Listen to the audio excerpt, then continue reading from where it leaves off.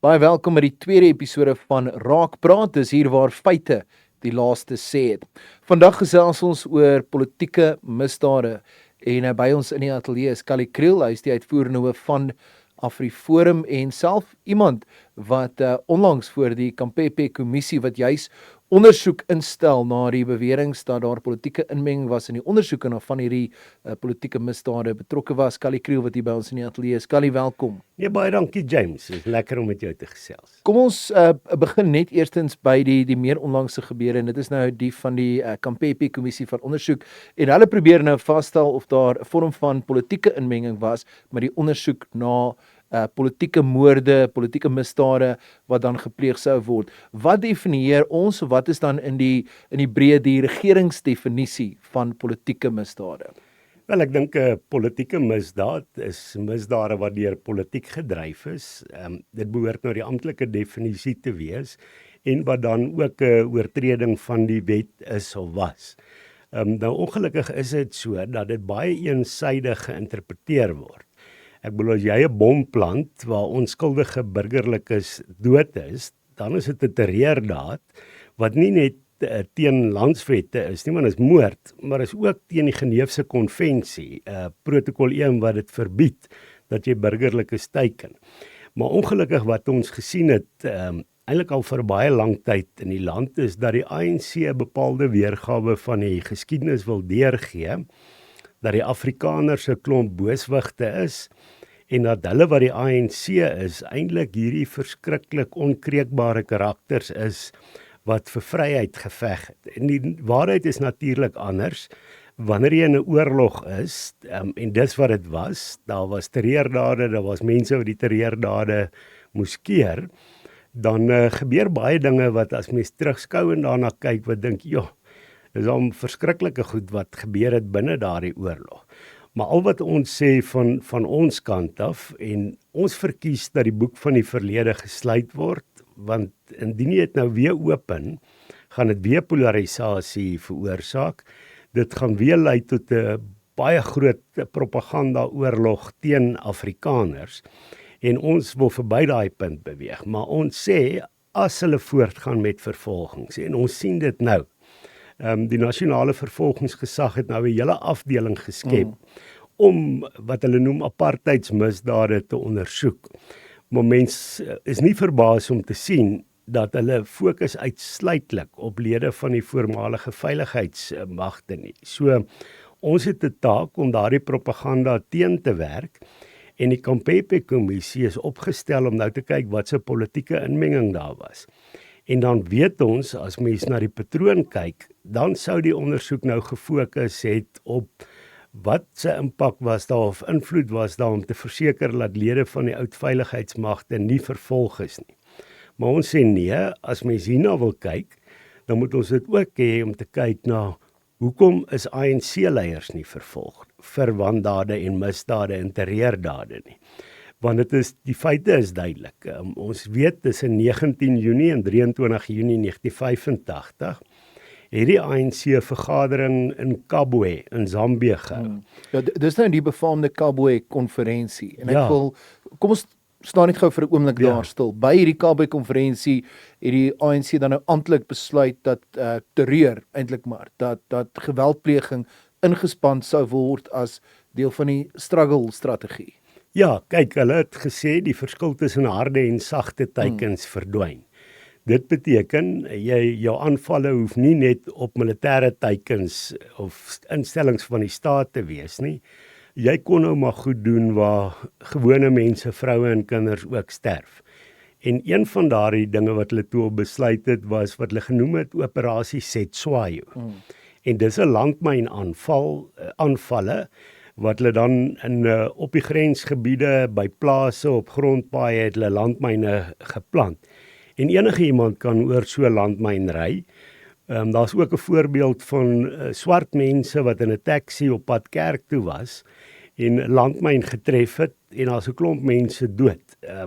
So daar's talle mense dood in hierdie landmynaanvalle. Nou een spesifieke voorval was in Desember 1985, net 'n paar maande na die ANC na die besluit het. konferensie. Ja, toe het meneer Dirk van Eck en sy vrou en 3 kinders, en dan ook meneer De Nyssen en sy vrou, daar was 2 kinders van sy kant af, 'n vriendin en sy dogter, en dan ook sy ma het op 'n wildrit gegaan. Nou dit was op 'n plaas. Nou Dirk van Eck en Koos De Nyssen het voor in die kar gesit. Op daardie stadium het Dirk van Eck 'n 18 jaar oue baba seentjie gehad. 18 maande.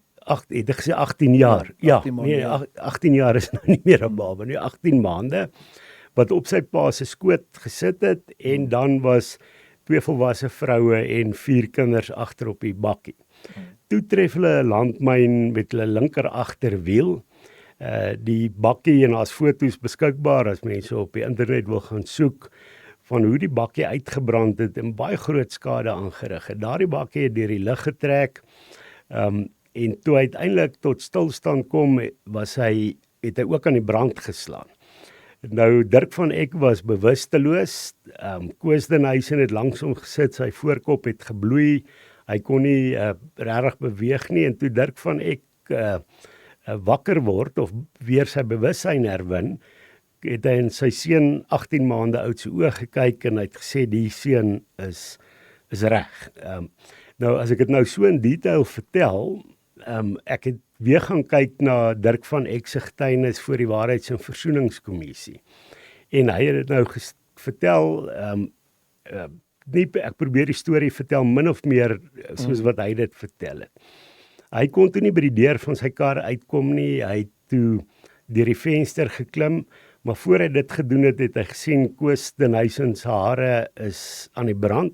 Hy het dit toe die vlamme doodgemaak, en hy het toe sy seun, sy baba seentjie in die pad laat sit, ver van die kar af, want hulle het ook die middag die bakkie vol gemaak, en hy kon enig tyd ontplof, volgens meneer Dirk van Eck se getuienis. Toe het hy agter om die bakkie geloop en gekyk, hy het toe sy dogtertjie Nelmarie, wat 8 jaar oud was, gekry, liggaam vermink, dood. Sy vrou Kobie is dood. Hy het toe vir mevrou Marie De Nyssen gekry, ook dood. Maar Koos De Nyssen se een seun, wat ook 3 jaar oud was nog lewendig, maar hy was vermink. En hy het toe gegaan na Koos De Nyssen toe en gesê, hoorie, jou seun het toe nog lewe, maar hy is erg vermink. En toe Koos De Nyssen vir hom gesê, in daardie geval moet hy liewerste maar gaan, was sy woorde. So jy kan dink die verskriklikheid dat 'n pa moet sê, my kind moet maar liewers doodgaan as wat hy ly. En dan die hartroerendste deel is wat Dirk van Eck getuig het om te sê, hy tot vandag toe nog niks oorblyfsels gekry of liggaamsdele gekry van sy seentjie Nasie van Eck, wat 2 jaar oud was nie. Nou in hierdie geval is daar die mense wat die landmyn geplant het, is vervolg, maar daar's moes mense wat opdragte gegee het vir hierdie soort van goed. As mens gaan kyk na die vervolging van Sema, Adrian Vlok en generaal Johan van der Merwe, vir die voorval waar daar gif en Franksikaanse kous was, het hulle nie self daardie gif daar gesit nie. Daar was agente wat dit gedoen het, maar die opdrag het van hulle afgekom, en hulle is vervolg. In die ANC is daar mense wat vandag nog in senior posisies is, wat by Kabwe was, daardie besluit geneem het, en hulle is nooit vervolg nie. En ons weet dat 37 senior ANC leiers het nie amnestie gekry by die amnestie komitee nie. En dan is die vraag, hoekom is hulle nie vervolg nie? En dit is hoekom ons dan ook na die Kampepe kommissie toe gaan en sê, as jy kyk na politieke inmenging, hoekom die mense wat betrokke was by die Cradock 4 se moorde nie vervolg is nie, kyk dan ook, hoekom is die mense wat opdragte vir landmyne gegee het nie vervolg nie.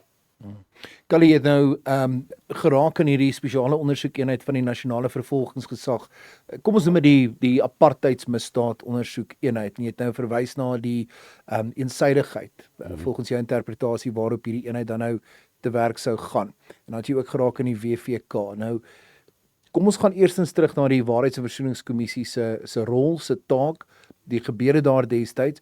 Was dit nie veronderstel om 'n einde aan daardie hoofstuk te bring nie? Waarom soveel jare later? Ek dink dit is nou van die jaar 20 jaar sedert die verrigtinge van die WVK, wat daar nou steeds hierdie eenhede bestaan, steeds hierdie nuwe kommissies is wat in die lewe geroep word om ondersoek in te stel na waarom en of daar politieke inmenging was wat hierdie verdere ondersoeke dan nou sou verhoed, sou die WVK nie 'n einde aan daardie hoofstuk gebring het nie. Ek dink daar's baie mense wat sê die WVK het 'n skeef getrekte rol gehad, en een van die redes daarvoor is dat toe die ANC terugkom uit ballingskap, het die de Klerk regering vir 'n klomp van hulle amnestie gegee om hulle dit moontlik te maak om terug te kom in die land.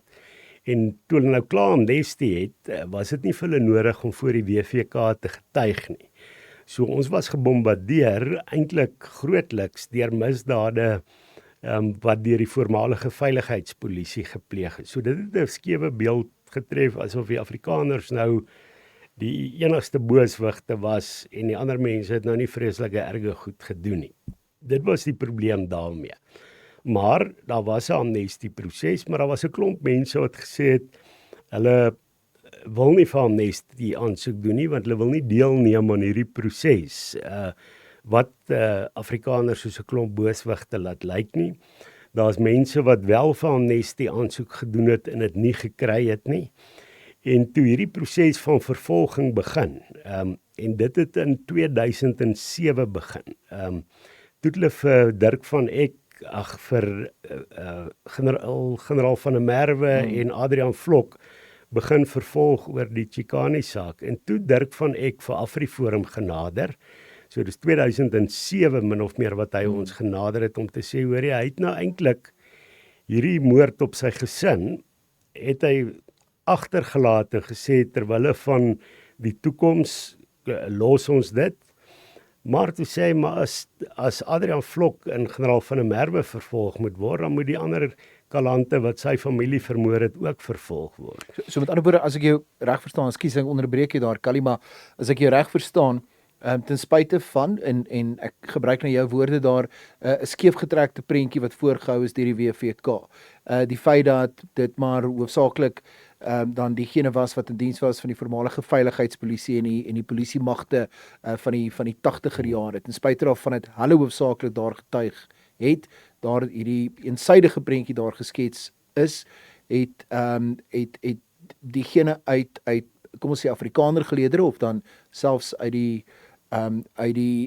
geleedere wat dan nou tipies aan daardie kant beweeg het, of aan die regeringskant dan primêr was voor 94. Daar was nooit voorheen 'n behoefte om te sê, maar ons dring ook daarop aan dat ANC-lede vervolg word, tot en met daar 'n nuwe boek oopgemaak is daaroor en dan nou ingefokus is op persone soos Adrian Vlok en generaal van der Merwe nie. Ja, ek bedoel Dirk van Eck sou nooit die proses gedryf het om ANC's te laat vervolg, as dit nie was dat daar toe met 'n proses begin is om sê maar vir generaal van der Merwe en Adrian Vlok te vervolg nie.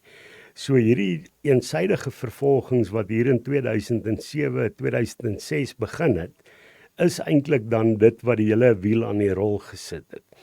Nou die politieke inmenging was baie duidelik.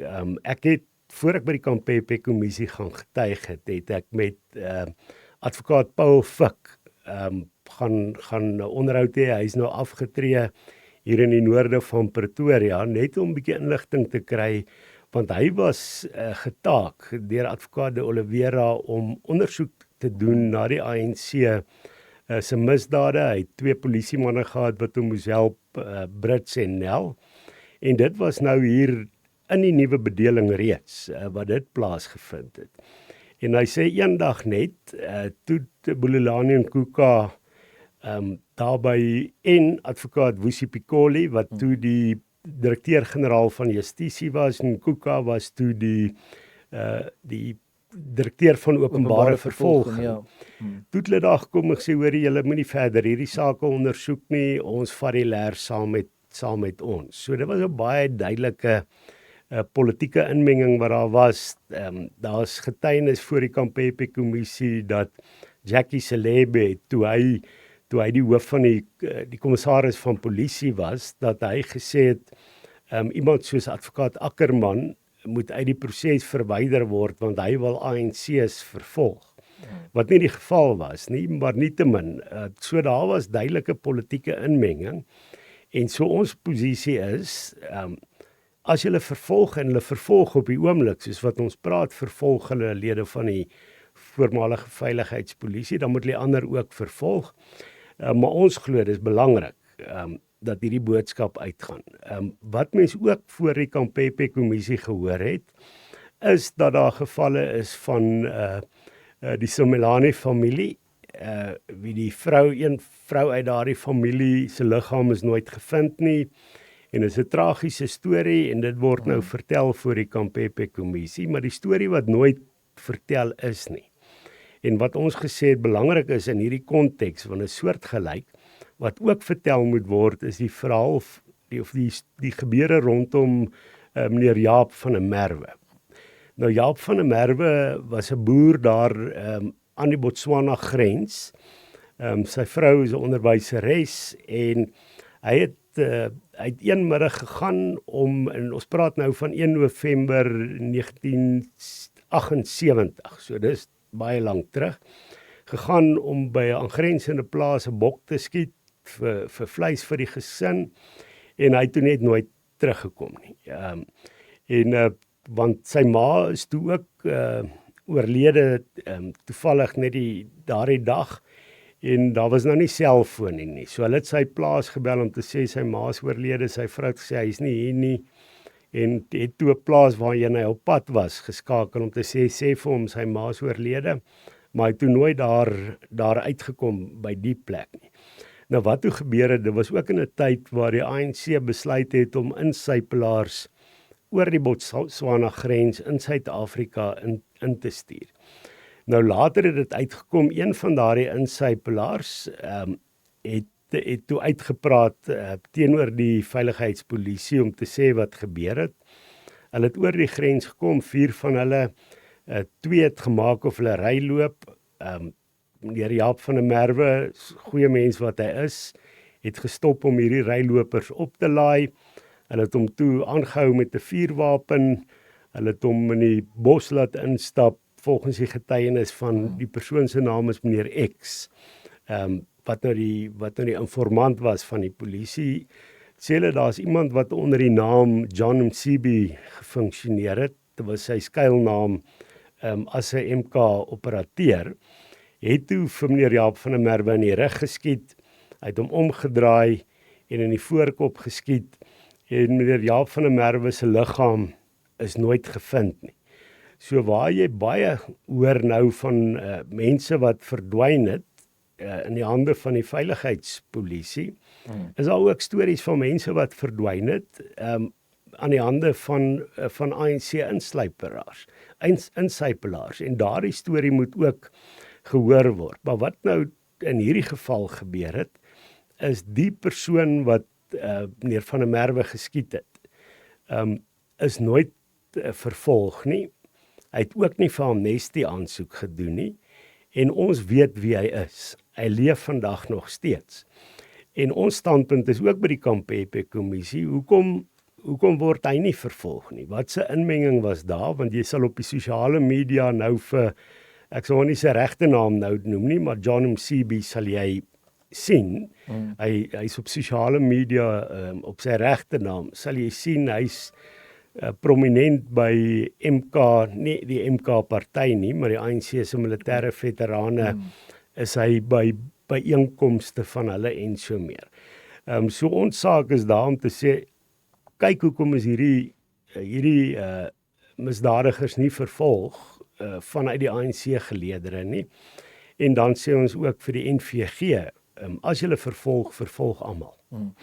Kali, ek wil nou so 'n bietjie duiwelsadvokaat speel, en daar kan geredeneer word, en daardie argumente is al geopper, daardie argumente bestaan, dat die rede hoekom daar gewelddadig en soms koudbloedig opgetree is deur diegene in ANC geleedere, is omdat hulle uitgelewer was, hulle het nie die mag gehad nie, en dat hulle 'n sterk boodskap sou moes stuur aan die regering oor presies hoe ernstig hulle was oor hierdie gewapende stryd. Aan die ander kant is die geweldpleging van die destydse veiligheidspolisie of van die Suid-Afrikaanse polisie mag nie regverdigbaar nie, want hulle het immers al die mag gehad, hulle was in die regering, hulle het 'n bepaalde orde eintlik gehad, waarvolgens hulle moes optree en waarvolgens hulle met van hierdie ANC insypelaars en dis meer dan te werk moes gaan. Wat sou jou reaksie wees op daardie tipe argumentering? Wel, ons moet net kyk wie maak daai argumente. Dit is mense wat eintlik die moord op vroue en kinders probeer regverdig. Jy kan wat se saak hê. Jy gaan vermoor nie 'n 2-jarige nasie van ek en sê ons het 'n geregverdigde stryd nie. En ek dink as mens gaan kyk na die internasionale maatreëls, die Geneefse konvensie gee 'n klomp riglyne oor hoe oorlog gevoer word, want hierdie was 'n oorlog. En dit sê baie duidelik in protokol 1 dat jy nie burgerlikes, onskuldige burgerlikes mag teiken nie. Daar's nie 'n debat daaroor nie. Die ironie is dat die ANC as 'n organisasie ook die Geneefse protokol onderteken en onderskryf het. So hierdie mense het ook teen hulle eie reëls gegaan.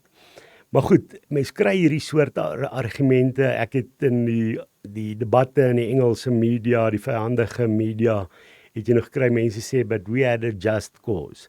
Jy kan vir my vertel wat jy wil. Jy kan dit nie regverdig dat mense soos Nasie van ek, 3 jaar oud, 2 jaar oud, Nelmarie van ek, 8 jaar oud, en natuurlik dan hulle ma, Kobie, vermoor is nie. Dit is net op geen wyse regverdigbaar nie.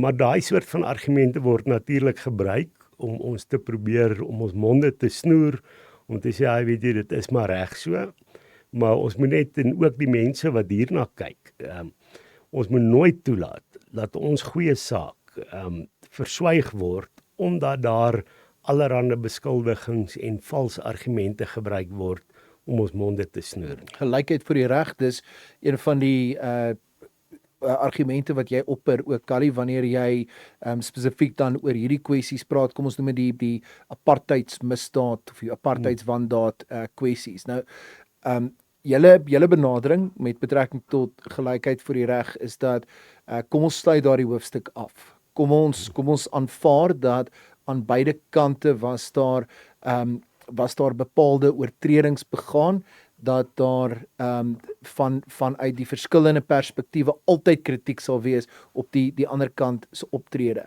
En dat daardie hoofstuk afgesluit moet word, want 'n oog vir oog gaan almal blind laat. Ja, dit is ons argument. Op hierdie stadium lyk dit onwaarskynlik dat dit gaan gebeur. Want daar is 'n klomp families wat mense het ook simpatie daarmee, wat wil antwoorde hê. Die Simelane familie wil weet wat het met hulle suster en dogter gebeur. Die Kalata familie wil ook weet wat het spesifiek, hoe dit gebeur dat hulle pa oorlede is en so meer. So mense verstaan daai konteks en daai families dryf nou vervolging. So dit gaan 'n baie moeilike ding wees om te hanteer. Ons glo die benadering van Dirk van Ek was om te sê, terwille van die toekoms los ons dit, maar ons kan nou nie vir daai mense voorskryf wat hulle moet doen nie. Ons sou verkies dat hulle nie aangaan nie, maar sou hulle dit doen, dan moet ons net sê, kom ons wees ewekansig. Tree dan ook op teen ander mense. En ek dink, een van die dieper liggende probleme wat ons het in die land, is dat, en die onaantastbaarheid van politici op die oomblik, is dat daar nie gelykheid voor die reg is nie. Dieselfde ongelykheid voor die reg wat ons nou sien wat hierdie terreurdade aanbetref, sien ons ook in kriminaliteit en misdadigheid. Iemand soos Fikile Mbalula wat vervolg moes word. Die feite is daar. Maar die reg is nie gelyk nie. As ek of jy gedoen het wat Fikile Mbalula gedoen het, was ons lankal in die tronk. Maar hy word anders behandel. So ek dink dit is 'n breër beginsel as net ANC terreur. Ek dink ons moet baie sterk veg om gelykheid voor die reg in beskerming te neem, en dis hoekom AfriForum dan ook die privaat vervolgingseenheid begin het van advokaat Gerrie Nel en sy span, is juis om daardie plekke waar die vervolgingsgesag versuim om self toe te tree. Kali het 'n tyd gelede as ons nou kyk na die Ahmed Timol saak, dan het Jean Rodriguez, wat eintlik maar 'n administratiewe beampte is, later alleen tereggestaan op daardie saak, want van die ander beskuldigdes in daardie saak was reeds oorlede. En jy sit op die ouene van die dag met bejaarde persone wat dan nou by hierdie sake betrek word. En dan laat dit die vraag ontstaan dat goed, daar is 'n behoefte aan berusting. Daar's by sekere families is daar 'n behoefte om antwoorde te kry oor wat met hulle geliefdes gebeur het. En ek besef die amnestie tydperk is verby. Dis afgehandel, dis afgesluit. Maar as mens moet praat oor antwoorde kry en oor berusting, dan moet die vraag gevra word, moet berusting noodwendig vervolging beteken of met vervolging gepaard gaan? Is daar nie 'n ander manier, 'n verdere opsie wat dit betref nie? Is daar nie 'n manier om daardie antwoorde te kry op so 'n wyse dat diegene wat dalk met daardie antwoorde steeds rondloop, bereid is om na vore te kom met die wete dat hulle nie vervolging in die gesig gestaar gaan word nie? Ek dink dit sal 'n baie kreatiewe oplossing wees vir die problematiek, want vervolging is nie goed nie. En jy weet, wil mense nou mense uit aftreeoorde gaan haal om vervolg te word. Jy weet, mense Want dit is wat in effek gebeur. Ja. Dit is wat in effek gebeur. Mense word uit aftreeoorde, uit oupas en oumas, spesifiek dan oupas meerendeels, word in die beskuldigde bank geplaas en aan lang verhore onderwerp om dan nou antwoorde te kry hierop, terwyl hulle op die heel beste, op die heel uiterste, diegene was wat opdragte uitgevoer het en nie eers daardie opdragte uitgedink het of gegee het nie. Ja, en natuurlik word daar nou met 'n ander oog word die geskiedenis beoordeel. Jy weet, ek het met advokaat Gerrie Nel gepraat in verband met die geregtelike ondersoek na die Nkosi Albert Lutuli, wat deur 'n trein doodgery is. En daar's regtig nie wesenlike bewyse dat hy of geen bewyse dat hy aangerand is nie. En toe daardie geregtelike ondersoek het nou anders bevind. So daar is vrae ook in terme daarvan. Nou kan jy onskuldige mense ook aankla omdat daar in 'n geregtelike ondersoek iets bevind is wat polities gedryf is. En mens moet dit ook, selfs al word jy onskuldig bevind, vir iemand om nou vir maande en jare in die beskuldigde bank te sit, is ook 'n groot uitdaging. 'n Geregtelike ondersoek is miskien moet ek iets daaroor ook sê. Ons het 'n geregtelike ondersoek gehad oor die Timol situasie, oor die Craddock 4 was al geregtelike ondersoek, of is nog steeds aan die gang.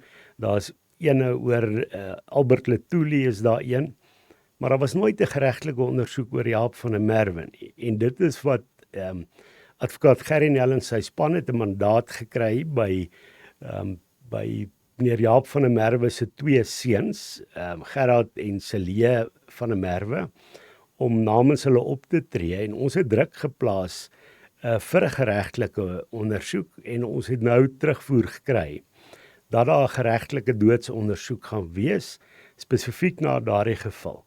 En dit bring meer gelykheid, want as mens nie gedruk het hiervoor nie, sou daar nooit gekyk gewees het na die kant waar ANC-lede by betrokke was om moord te pleeg nie.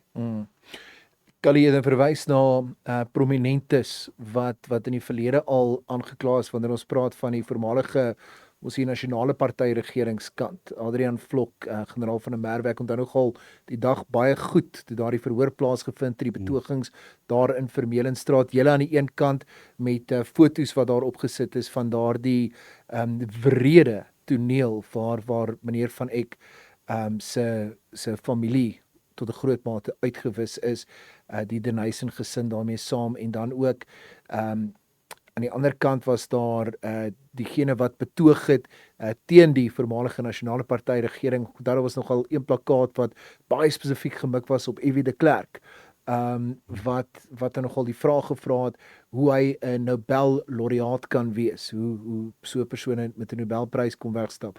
Maar goed, daar is maar altyd wanneer daar gekyk word na hierdie twee kante van die geskiedenis, is daar maar twee kante of twee perspektiewe. Feit is wel, goed, ons kyk nou na daardie verhoor, 'n voormalige minister en 'n voormalige polisiehoof is daarso in die beskuldigde bank en hulle is dan nou daar verhoor vir die beweerde sluipmoord of die sluipmoord soos daar bevind, poging op eerwaarde Frank Chikane. Ons het nog nie gesien dat ANC hooggeplaaste is werklik in die beskuldigde bank geplaas word nie. Waarom sien ons dit nie? Wanneer ons wel hoor of getuienis hoor, dan is dit dan by persone wat fisies daardie opdragte uitgevoer het. Ons hoor nie van diegene wat die besluitnemers was by die Kabwe-konferensie in 1985 nie. Wel, ek dink dit kom weer terug by die punt van gelykheid voor die reg. Daar is nie gelykheid voor die reg nie en dit is hoekom jy hierdie soort van goed sien gebeur. En ons moet natuurlik weet, die ANC het met kaderontplooiing het hulle wurggreep gekry op elke magsentrum in die land. In die verlede was Afrikaners en minderhede nog goed verteenwoordig in die staatsdiens, in die polisie en in die weermag. En die ANC skryf ook in hulle Strategy and Tactics dokumente dat hulle in 1994 sekere goed nie kon doen nie, want hulle het nie beheer gehad oor die magsentrums nie. En hulle het nou paar jaar terug het hulle gesê ons het nou beheer oor al hierdie magsentrums. So ons kan nou voluit gaan met die tweede fase of die volgende fase van die revolusie. Nou hoe het hulle dit reg gekry om beheer te kry met kaderontplooiing? So jy het ewe skielik gekry dat mense, Jacob Zuma het byvoorbeeld vir Shaun Abrahams aangestel as die hoof van die nasionale vervolgingsgesag. En sy werk was basies om ANC-lede te beskerm teen vervolging. Selfs die wat enige iemand wat daar gaan geweldig druk wees op enige persoon wat aangestel word as hoof van die nasionale vervolgingsgesag. Want wie stel die hoof aan? Dis die president van die land. En die president van die land is sedert 1994 ANC presidente. So, jy weet, in party presidente se geval stel jy nou iemand aan en dan moet daai mens nou vervolg teen die party. So dit maak dit net baie moeilik. Dis ook 'n probleem van die Suid-Afrikaanse grondwet dat 'n president soveel mag het om hierdie soort van besluite te neem, want dit is 'n baie direkte manier om polities in te meng in 'n vervolgingsgesag. Ook wat die polisie betref.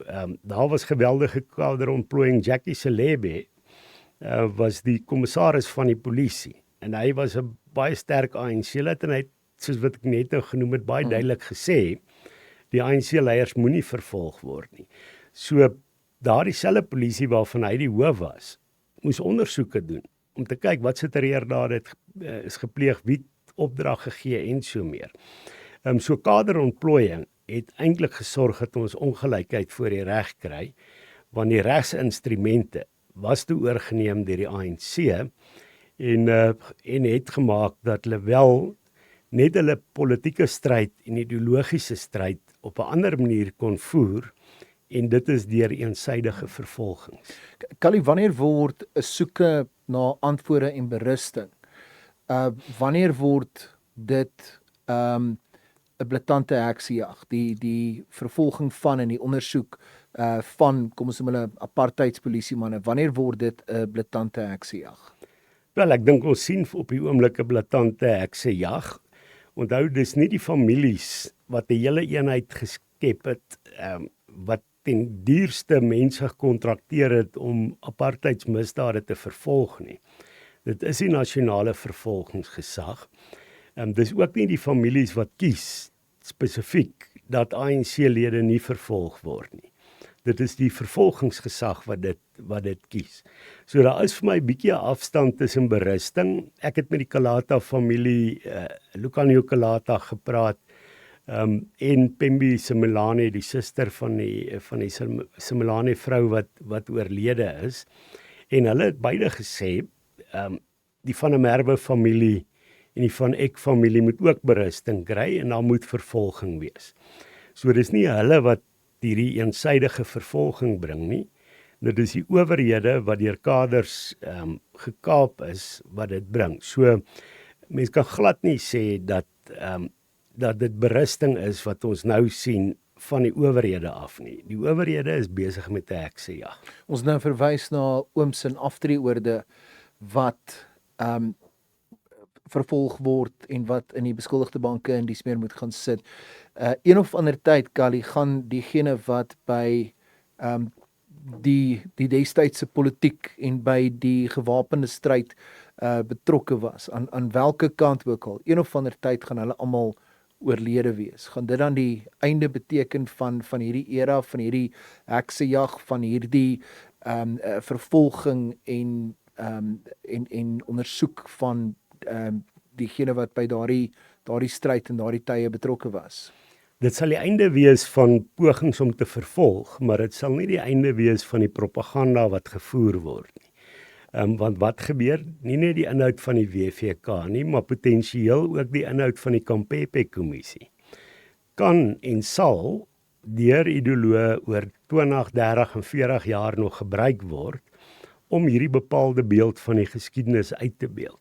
En daarom is dit vir ons baie belangrik dat ons hierdie verhale van Dirk van Eck, van die Van der Merwe familie en so meer, dat ons dit aan die groot klok hang, dat ons rekord hou daarvan en dat ons uitwys wat in die geskiedenis gebeur het. AfriForum het 'n dokumentêr gemaak genaamd Tainted Heroes. Dit kan gratis op AfriForum TV gekyk word. Waar ons gesê het, ons moet dokumenteer en op rekord stel wat ons noem die ANC se People's War, of wat hulle genoem het die People's War, want word geswyg daaroor. Daar word niks gesê van die 20.000 swart mense wat dood is in swart op swart geweld nie, waar die ANC doelgerig gegaan het om die IFP uit te wis as 'n politieke opponent. Meer as 700 mense wat gesterf het met die halsnoer metode, waar 'n halsnoer of 'n buiteband om hulle nek gesit is en hulle aan die brand gesteek is. Daardie soort goed word verswyg in die geskiedenis. En ons eendag moet ons kleinkinders wel toegang hê tot die ander kant van die storie. En dit is hoekom ons nou fokus. Ons tree nie nou op om mense wat wandade gepleeg het te beskerm nie. Ons sê die boek moet gesluit word, maar ons tree nou op terwille van ons kinders en agterkleinkinders, want ons wil nie hê ons kinders en agterkleinkinders moet aan skuldgevoelens ly en dink hulle voorgeslagte was kriminele nie. Hulle voorgeslagte was nie kriminele nie.